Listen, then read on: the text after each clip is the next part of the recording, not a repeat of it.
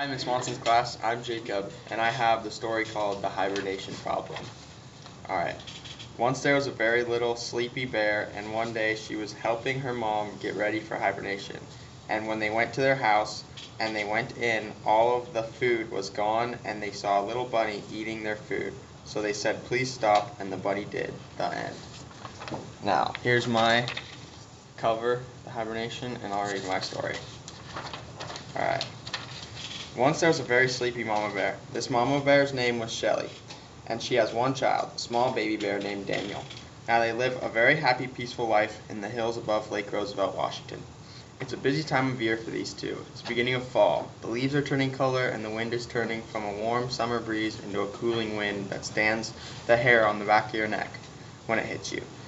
This means it is time for Shelly and Daniel to gather as much food as they can and store it in their cave for the coming hibernation months. At this point, they have most of their food locked up, hidden away from the world in their cave. They have to lock everything up because of one little bunny who is Axe, short for Axelton. Now this isn't your common cute pet bunny. Axe is a ruthless career criminal. He has been stealing dog food and canned foods from houses since he was a little baby. Now, Axe had a hopeful life. When he was very young, he ran in the Bunny Olympics. He won every time. He was the best.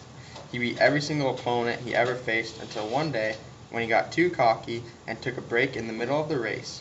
He sat down and took a nap while he was sleeping. His opponent, Tommy the Turtle, passed him and beat him in the race. After that, the community of people never let Axe forget about that race, and he washed out of the racing scene. He was falling through life and didn't know what to do, so he turned to the only two things he has ever known how to do: running fast and stealing. He was a couple jobs into his new life as a criminal when he stumbled into a cave of food. He was walking through the woods thinking what to do next, when he all of a sudden fell into a cave. When he got to the bottom and started looking around, he noticed that it was full of stockpiled food for the winter. Well, it turns out this cave belonged to Mama Bear Shelly and her baby boy Daniel.